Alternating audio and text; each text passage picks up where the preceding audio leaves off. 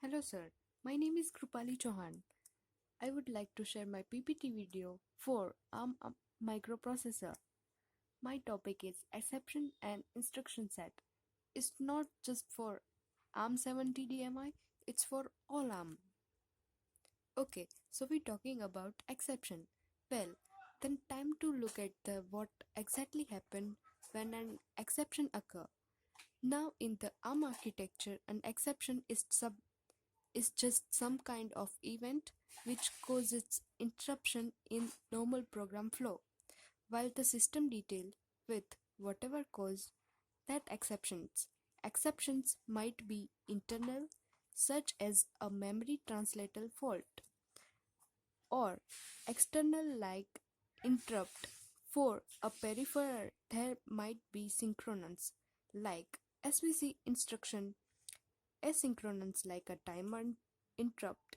Now, whatever the origin cause, all exceptions are handled by the core in essentially the same way. So, here our application executing instruction one after to the another, and here an exception. Now the first thing the core has to do is make it sure can get back to this point after handle the exception. To do that, we have to take a snapshot of the current state. So the core copies CPSR and save in SPSR, and its copy PC save it in the link register and the peripheral for exception. The core switch to the appropriate exception node, disable further interrupt, make sure it in the right state, and they use the vector table to the work out where to the find exception handler. And here our vector table, it has a single entry for each exception type and each entry in instruction that branches to the relative handler code. So all the core has to do the load the program counter for the right vector table entry and then executed the exception handler. Once the handler is completed returning to the interrupt program is just matter of restoring CPSR for the copy we saved in SPSR and restoring the program counter from the link register. And yes, as usual, I need to warn you that the exception handling model from Cortex-M microcontroller is completely different. Here we are going to the convert to the 2 extension to architecture. First of all, security extension. They go on to the name of the trust zone, and it's an optional extension to the ARM v7a profile we support in all of current Cortex and COS. A trust zone allowed to implementation of the COS platform for things like digital right management and secure payments solution. What it doesn't implement?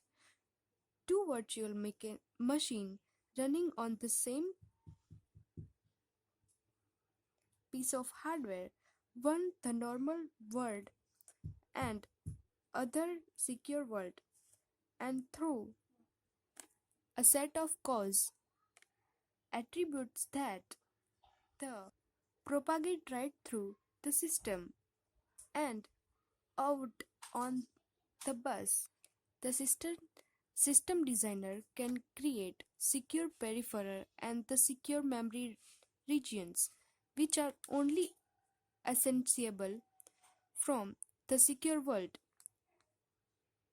Transition between the two handler by a secure monitor program, and access to that secure monitor program can be very carefully controlled, and it takes great care to ensure that there no leakage of data across the boundary between secure and normal. One more extension are added to V7 architecture more recently, and support in latest cores provide support for the hardware virtual solution.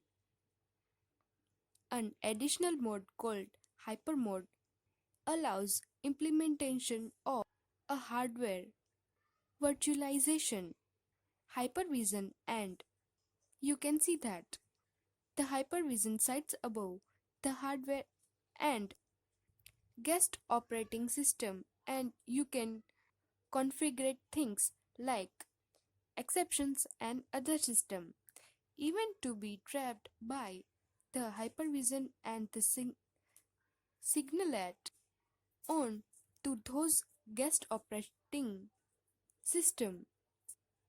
The diagram shows you that the hypervision only exists within the normal world, and that allows system architect to combine the hardware virtualization solution offered by hypervision mode to the trust zone solution and their secure platforms. So we know about all register and modes and stuck. So now it's time to look at the instruction set supposed by ARM cores. First of all, they are native to 32-bit ARM instruction set, and then thumb mixed length 16 to 32 instruction set as well. First of all, look at the ARM instruction set. This isn't a class on ARM assembly language, so you want to see the detail here, but we gave you a general instruction so that you know how the syntax and you know how most of the instruction function. All of the instruction in ARM instruction set are 32-bit long also. Most instruction can be conditionally executed. That's a unique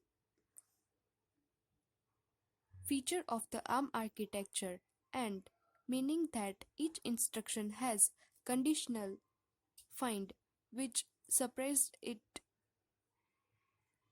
execution. If that field doesn't match the current value of the ALU status flag in CPS, are this very flexible mechanism makes for very compact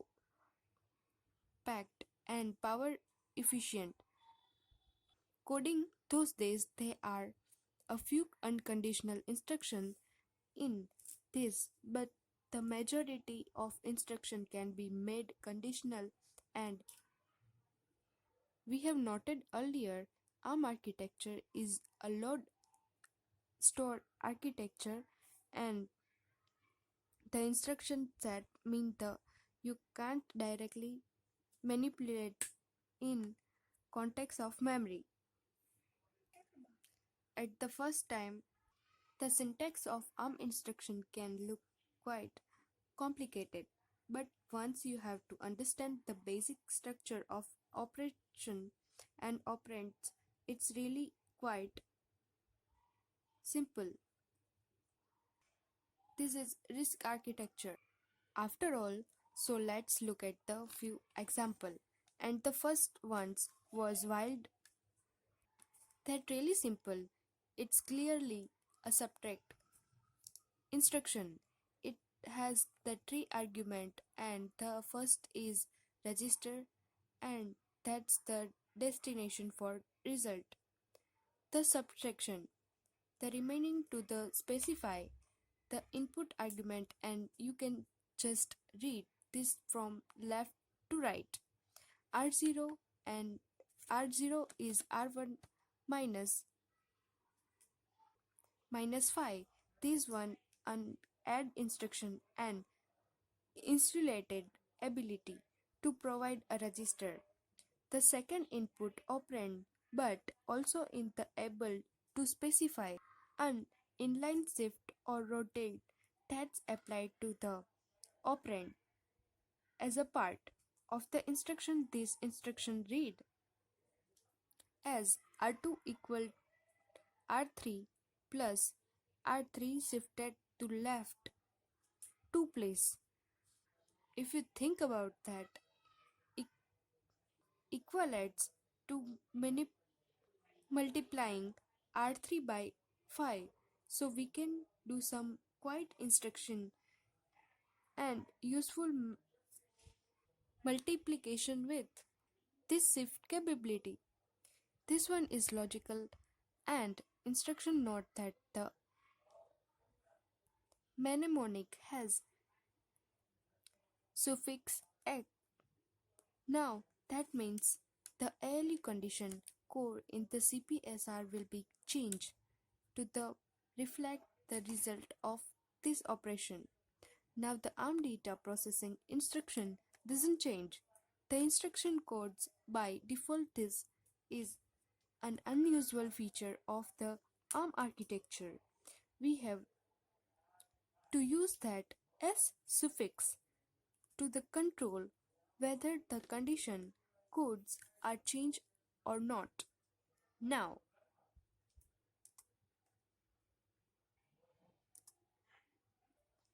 here another add instruction, and this one is conditional. You can see it says add EQ.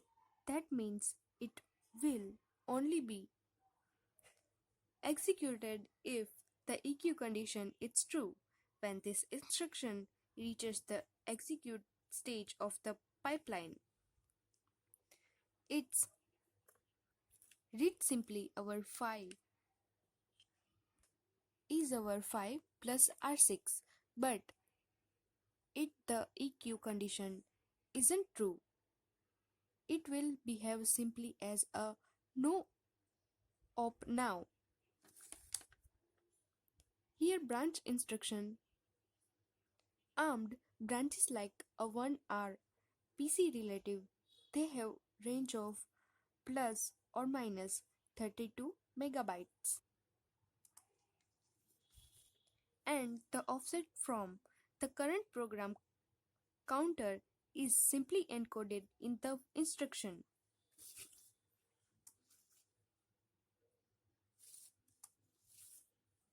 Here load instruction is simply loaded into R0 from word in memory address by the contents of R1. When we need to simplify address in load and store instruction, we have used to secure brackets to do that, and if there more than one thing in the square brackets, then we just combine those. So a store instruction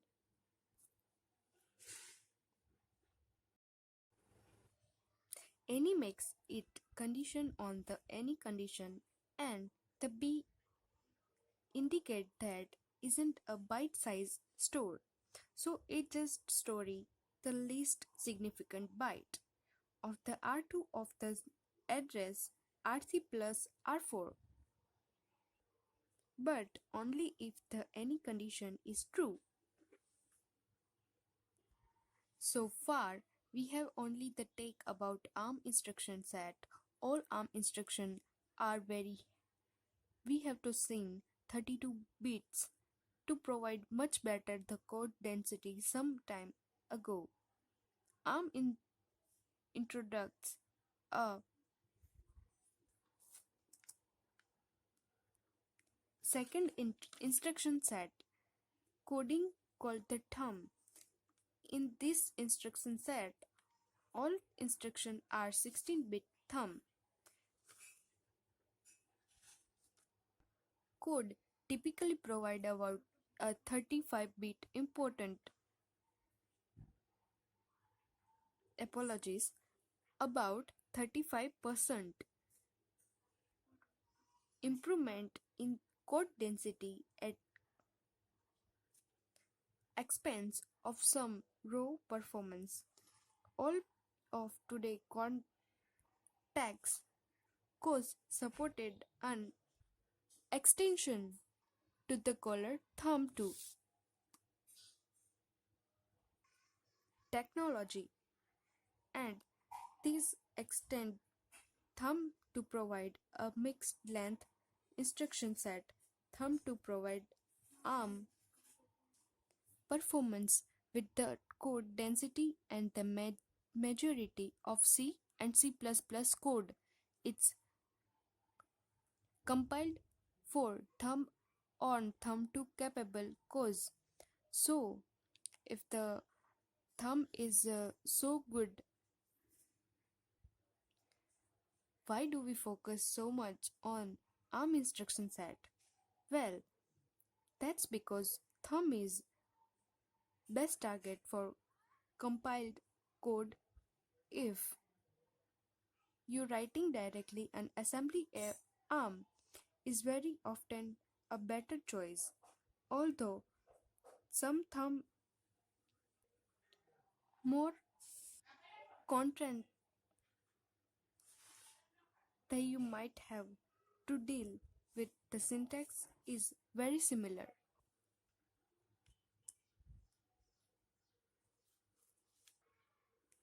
Some ARM device support another instruction set to VFP or vector floated point is a standard floating point instruction set supported by the most of the high-end cores. It need to a coprocessor to run run full speed, and the widespread library support for it. Neon is a wild SIMD data processing instruction set which is supported by the Optional Neon engines on many contacts.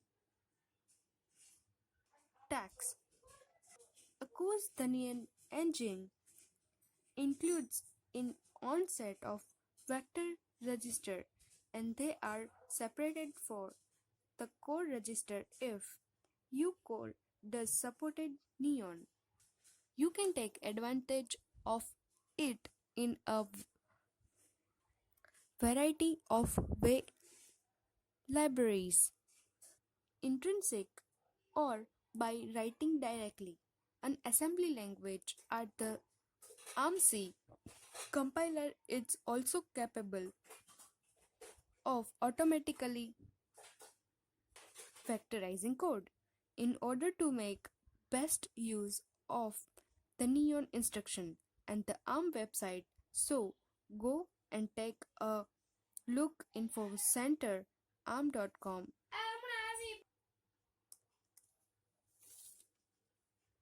and thank you.